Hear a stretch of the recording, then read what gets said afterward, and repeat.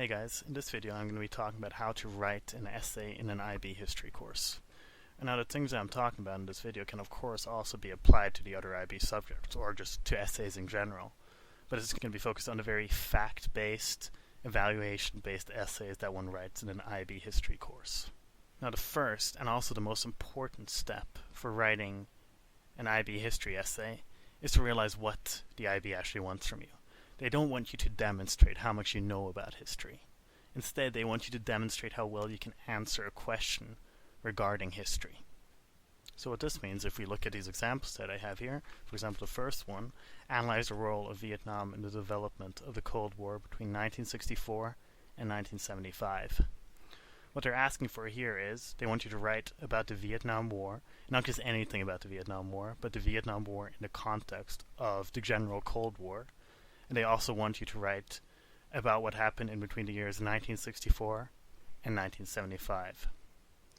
If we take the second example, evaluate the causes of the Reign of Terror, they don't want you to write about anything happening during the French Revolution after the Reign of Terror. They don't care about Napoleon or anything like that. They want the causes of the Reign of Terror, everything leading up to the Reign of Terror, and why it led up to it, why it was such an important factor. They also don't want that much about the Reign of Terror itself. Focus on the causes, as it says in the question.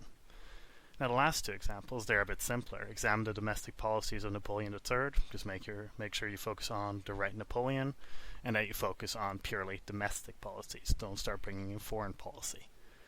And the last one, evaluate the successes and failures of the government of India under Nehru. Here you have to make sure that you're examining the successes and the failures. Don't just start narrating what he did. Talk about how it was successful or how it was a failure. Now step 2, and this is pretty directly tied to step 1, is that you have to also understand the focus of the question. Not in terms of the content, but how they want you to approach the content. And that you can usually see in the first word, analyze, evaluate, examine, and then also evaluate again. You have to judge for yourself what you think they're asking for when they use these words. For example, when I read analyze or examine, I think, okay, they want me to present a lot of the facts, and then at the end, sort of to round it off, they want me to give my own opinion, but they want more of a focus on the factual aspect than my actual opinion. Evaluate, on the other hand, means that they want more of my opinion. They still want the facts. Obviously, it's a history essay. They kind of better want the facts, but they also want a lot more of your own opinion. So you sort of have to judge for yourself what you think they are really asking for, what they want you to focus on. Now once you've realized that you have to answer a question, and you've realized that you also have to understand the question, and you actually feel that you understand it, you have to write an introduction. Now, an introduction has to be short and concise, and it has to achieve 3 main things. 1, it has to give background information. It basically has to introduce terms and aspects of the topic which you will be using, but you won't be defining within the essay itself. Second, it has to introduce the topic and how you're going to approach the topic. Also, you can, for example, if you feel that it's good for the essay, also give away sort of your opinion or your answer on the question. For example, in some of the essays that I read, if they're asking, was it a success or a failure, I will in the introduction say, I think it was a success, I think it was a failure. Lastly, what you have to do is that you have to say what you're going to do. What this means is that you can sort of say how you understand the question. As I was talking about earlier, analyze, examine, evaluate. You can basically say what you think this word means in the context of this question. So you're basically saying how you understand the question. Alongside this, for example, if they ask about the domestic policies of Napoleon III, there's so much you can talk about there. Military aspects, religious, social. So instead, for example, what I did with that essay was I just picked 2 aspects, in this case, political and economical aspects. So you can directly define how you're going to answer the question, and as long as it's within the boundary of what makes sense and what makes a reasonable answer, the IB will also accept it. Now one last thing you can do in the introduction, and this is more to help yourself, or at least I feel it's more to help myself, is to write a sentence where I basically restate the question, where I would say, in this essay I will be analyzing the role of Vietnam, yada yada yada. This is useful because not only does it show the examiner that you know exactly what you're answering and what you think they want you to answer, you're also sort of reminding yourself in the stressful situation that is an IB exam what you're actually doing, so you don't just start getting lost in the essay and just start panicking. You're writing it out for yourself exactly what you're going to do, and hopefully by doing that, you kind of help yourself stay on track and actually answer the question to the best of your ability. Now, I have 2 example introductions which I myself have written. And as you can see here in the first one, the green part is me giving some background information in this case about who Louis Napoleon was, Napoleon III that is. Then, in the red, I sort of begin to give my answer on what I thought about the domestic policies. And then in the blue, that last sentence, is me basically restating the question and also giving the scope of my answer, that I will focus on the political and the economic aspects. I do the same thing in this next example. The green, me giving background information on, in this case, Nehru, how he came to power, how he led as well. In the red, I start to begin talking about some of the challenges that he faced, why his government policies may have been a success or a failure. I begin to introduce that.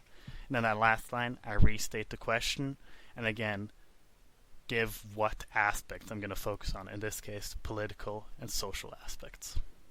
Now, step 4 is to actually write the body of the essay, the main part of the essay. Now, what you need here in each paragraph is you need enough evidence, because if you don't have any facts, then it's not going to be a good history essay, right? Alongside those facts, you need the evaluation, meaning reflection on those facts, because if you don't reflect at all on the facts, then you're just basically narrating what happened. Also pretty pointless and very boring for the examiner to read. The last thing you need is a statement tying back to the original question. And this, just like in the introduction, 1, it reminds the examiner that you know exactly what you're doing. It's basically showing them, okay, this student knows what he's answering, and he's constantly reiterating that fact, so that the essay stays on track. And, as I mentioned in the introduction, it also reminds you yourself what you're actually writing about and keeps you on track as well, so you don't just start panicking and losing your head in the middle of an exam situation. Now, in the description, I will give a link to a Google Doc where I have 3 example essays. The first 2 are 7s, and the last one is a 5. And in those essays, I have marked the evidence in green, the evaluation in red, and the statements tying back to the original question in blue, so you guys will easily be able to see what I have in each of the essays. And what you'll notice is that in the essay that got a 5, you'll realize that for 1, in the body, I don't actually have any statements tying back to the original question.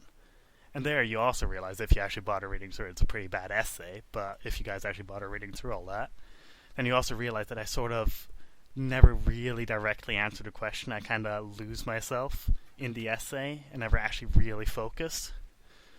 Additionally, you'll also notice that I do have a lot of green parts, I do have a lot of evidence, but a lot of it isn't actually very good. It's not very useful, and I can't actually reflect that well on it. And my reflection sometimes just kind of teeters off into no man's land and doesn't actually focus on the evidence that I have and on the question that I'm trying to answer. The other 2 essays, the ones that got 7s, you'll realize that I have a good balance of evidence and evaluation, and you'll also notice that consistently throughout the body of the essay, I have those blue sentences, those statements tying back to the original question, to remind the examiner that I am a good student, I am answering the question just like they want, and to remind myself what I'm actually doing, and to keep myself from panicking and losing my head in the middle of an exam. Now, step 5, the final step of writing an essay, is to write a conclusion. Now, just like the introduction, this has to be short and concise, and has to achieve 2 things. It has to summarize the entire essay, and has to answer the question, has to give a final, clear, concise, clean-cut answer to the question that you've been trying to answer throughout the entire essay. So you'll see in this first example, the parts in blue are me directly answering the question. The parts in green and red are me, by using facts and also evaluating those facts, I'm summarizing what I've written throughout the essay. In the second example, I'm doing the exact same thing. I spend a bit more time summarizing because if you read the essay, you'll realize I cover a lot of stuff throughout the entire thing, meaning that I have to spend some more time actually summarizing it. And I also have that one final sentence in blue where I answer the question. Now, the last essay that I have, here I think, this was the one that got a 5, I think it's actually a pretty decent conclusion. I summarize everything quite concisely, And then I also have a final answer to the question. Problem was that the body, so the main part of the essay, wasn't actually that good, as I've talked about before. And if the body isn't any good, then it doesn't matter how good the introduction or the conclusion actually is. It won't actually help you achieve a good grade. Now, to summarize what I've been talking about, in the introduction, you have to concisely say what you're going to say and also give the scope of your answer. Like, for example, if you're writing about domestic policies, say what policies, what types of policies, if it's political or economic or whatever, what types of policies you're going to be focusing on. And also, if the questions have been ambiguous, sort of talk about how you understand the question, how you are going to be answering the question. In the body, then you have to say what you said you were going to say in the introduction. So basically, write the essay and answer the question. In the conclusion, you're going to say what you said. You're going to summarize it, and you're going to give one final 1 or 2 sentence answer to the question. Okay, so with that, I'm done with this video. Good luck with the essay writing. Good luck with the exams. And if you have any questions, I'll leave an email link in the description below.